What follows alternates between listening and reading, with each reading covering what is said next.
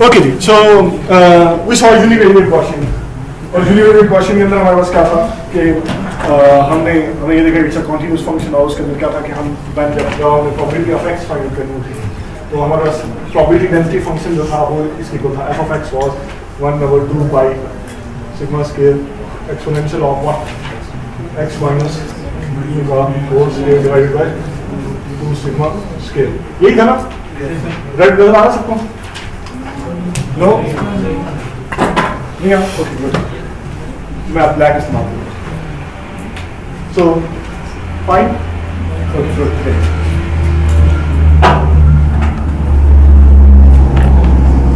सो यहाँ पे क्या था कि हम हमारे पास जो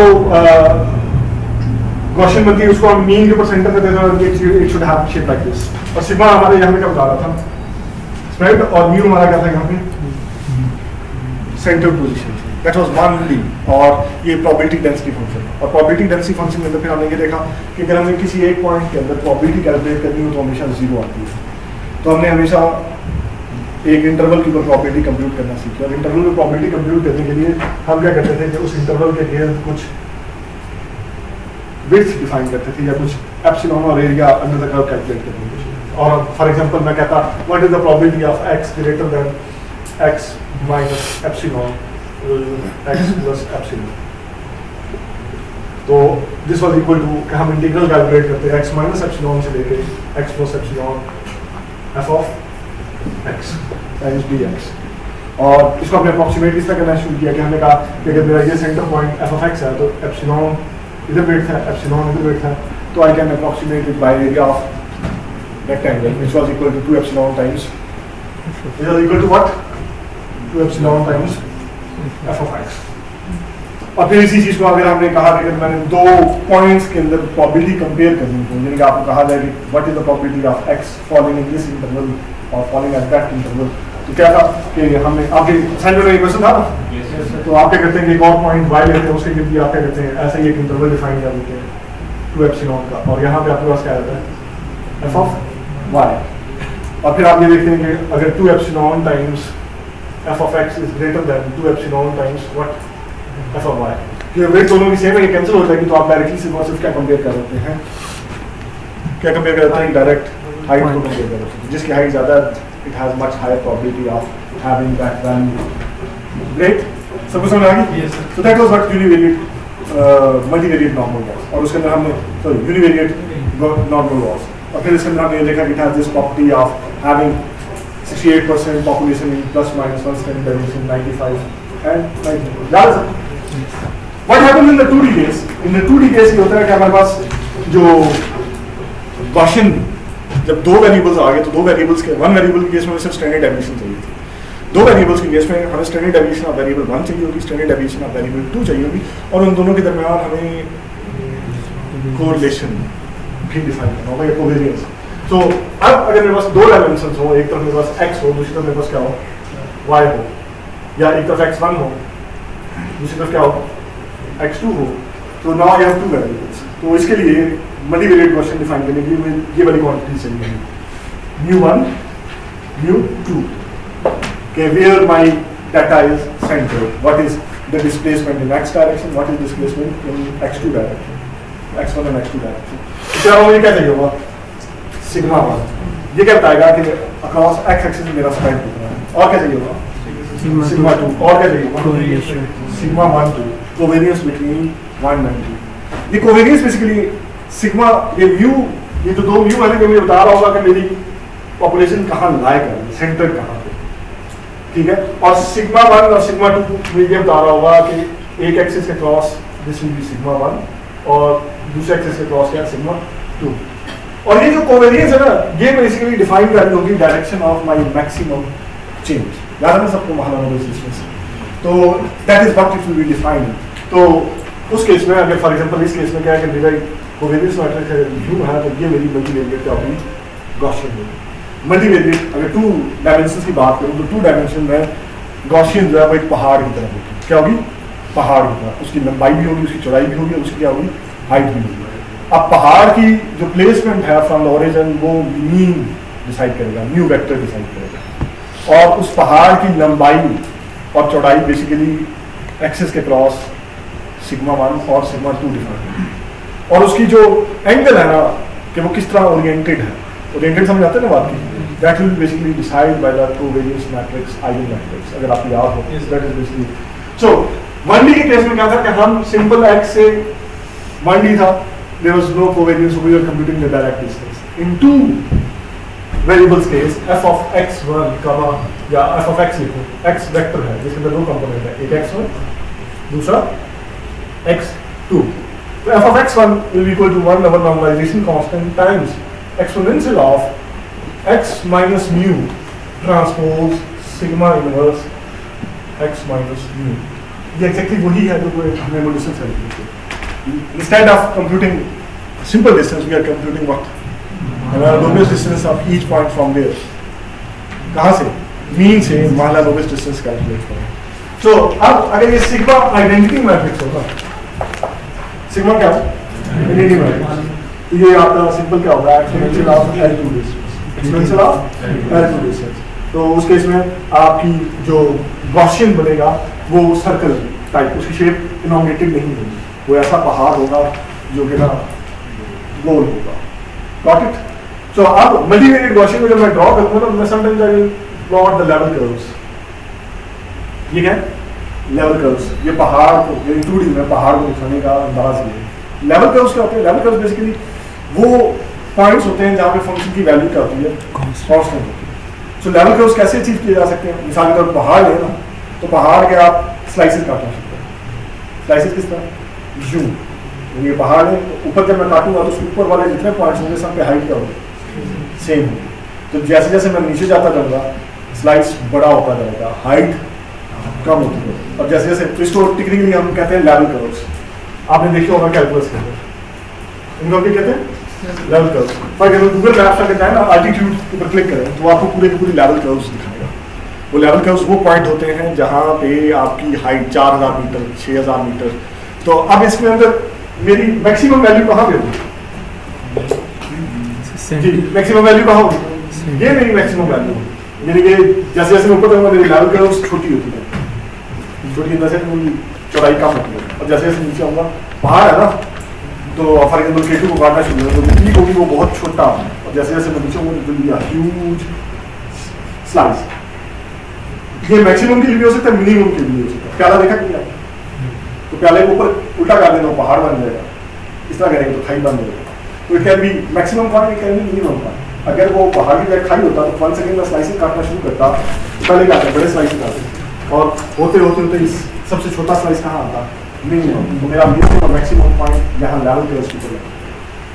लेवल कर्व्स के ऊपर आपका जो ग्रेडियंट होता है वो ऑर्थोगोनल होता है। तो ये जब आपने कहा था कि हमारे को वेरिएंस जब आइडेंटिटी बन जाएगा, इसका मतलब फिर दोनों के बीच में रिलेशन एग्जिस्ट नहीं करता। तो फिर अगर आइडेंटिटी का मतलब ये है कि रिलेशन भी एग्जिस्ट नहीं करता, और सिग्मा 1 और सिग्मा 2 यूनिटलेस है, 1 है। तो सर अगर नहीं एग्जिस्ट करता तो उस केस में मैं जॉइंट प्रोबेबिलिटी की तरह दोनों की यूनिवेरिएट से निकाल के मल्टीप्लाई नहीं कर सकता अगर वो इंडिपेंडेंट है। इंडिपेंडेंट है अगर कोवेरियंस जीरो होने का मतलब ये नहीं वो इंडिपेंडेंट, लेकिन अगर वो इंडिपेंडेंट है तो कोवेरियंस क्या होगी? ज़्यादा समझ? Yes. So we are back at the same point. Got it? So in multivariate Gaussian, so this is how it will be. So यहाँ पे दो, अब x की यहाँ पे x के दो कंपोनेंट्स होंगे, x1, x2. mu के कितने कंपोनेंट्स होंगे? mu1, mu2. So this is my mu1 और मेरा mu2 क्या है? That's my mu2. Sigma 1 scale in x direction, sigma 2 scale in y direction. Got it? So that's multivariate Gaussian. अब univariate Gaussian के case में हमने एक कैलकुलेट अप्रोक्सीमेट करने के लिए, मल्टीवेरिएट गॉसियन के केस में हमारे पास क्या आएगा? वॉल्यूम आएगा। So in multivariate Gaussian what will happen कि ये f ऑफ x है, तो आप अगर मैं आपसे कहता हूं what is the probability of x line x minus epsilon of x x plus epsilon of x, दोनों एप्सिलॉन डिफरेंट हो सकते हैं, and what is the probability of x2 line x minus epsilon of x2 x plus epsilon of, या मैं इसको चले मैं इसको y कह लेता हूँ, so that for your understanding y is greater than y minus epsilon of x y plus epsilon of x. So this will be two integrals. एक इंटीग्रल कहाँ से कहाँ होगा? x minus epsilon of x से लेके x plus epsilon of x और फिर y minus epsilon of y से लेके y plus epsilon of y और मैं कैलकुलेट क्या करूँगा? f of x y dx dy. So अब ये मुझे वॉल्यूम कैलकुलेट करना है. एक तरीका ये है कि आप दो नेस्टेड लूप्स लगाएं. क्या लगाएं? दो नेस्टेड लूप्स लगाएं. x की वैल्यू चेंज करते जाएं, y की वैल्यू चेंज करते जाएं, f of x y compute करते जाएं और सबका सम ले लें. So that is your volume. Clear? ठीक है. तो अगर अब आगे मैं एरिया कैलकुलेट कर रहा था, अब मैंने क्या करना है? मैंने वॉल्यूम कैलकुलेट करना है. तो आप ये समझिए मैं एक पूरा वहां से कॉलम निकालूंगा. क्या निकालूंगा? कॉलम. और उस कॉलम का वॉल्यूम क्या होगा? उसकी width, breadth and height. That will be the total volume of it.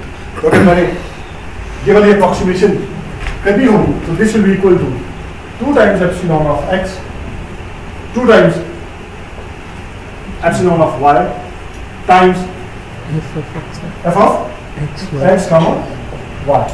That will be the approximation of this 2D integral. किसी का कोई सवाल हो? फॉर्म में भेजने की जगह हम सिर्फ टपल्स भेज दें ऊपर. टपल्स कहाँ भेजें? एक्स पे सब्स्टिट्यूट करते हैं अगर मैं टपल्स की फॉर्म में बजाय इसके कि टेस्ट में आ सकता हूं. यस आप कर सकते हैं. सर ये बहुत ही बुरी अप्रॉक्सीमेशन है. Yes it's a very crude approximation. ठीक है. आप इसे इंप्रूव कर सकते हैं फॉर लूप से रैंडम सम्स के जरिए आप इंप्रूव कर सकते हैं. बट यूजुअली जब आप रिलेटिव प्रोबेबिलिटीज कंप्यूट करने की कोशिश कर रहे हैं तो आपने आपके दोनों वॉल्यूम्स एक जैसे हैं तो आप उसको इस्तेमाल कर सकते हैं. Got it, everybody? Okay. So now, when you have this approximation, तो आपको समझ आ गया कि मैं इसके लिए क्या कर रहा हूँ? मैं एक कॉलम निकाल रहा हूँ. तो कॉलम यानी ये पहाड़ था, पहाड़ के अंदर मैंने कॉलम निकाला. तो कॉलम की क्या होगी? Width,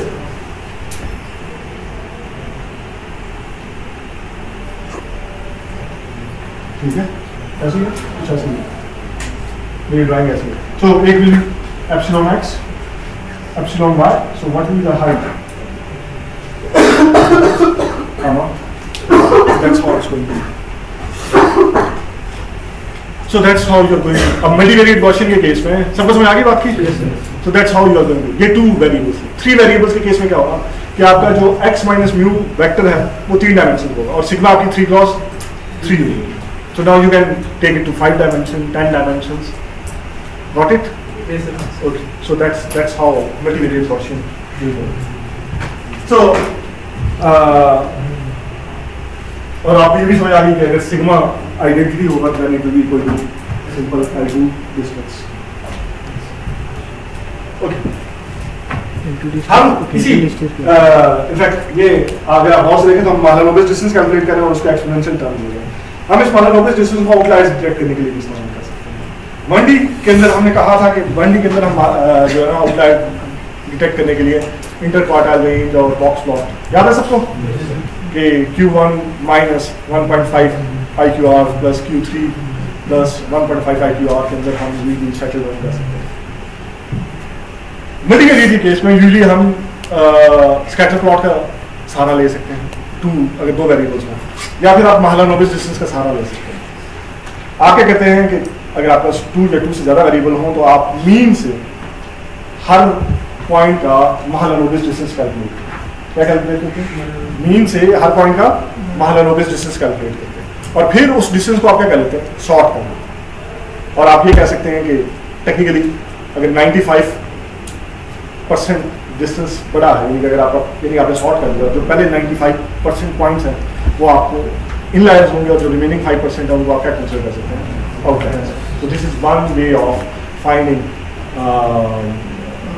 outliers in multivariate cases. समझ आ गई सबको? क्या कि मीन से मालानोबिस डिस्टेंस कैलकुलेट करें, डिस्टेंस को सॉर्ट करें, 95 पे थ्रेशोल्ड लगा दें और जो सुपर होंगे. Got it? So now what I am going to do is कि मैं आपको मल्टीवेरिएट गॉसियन से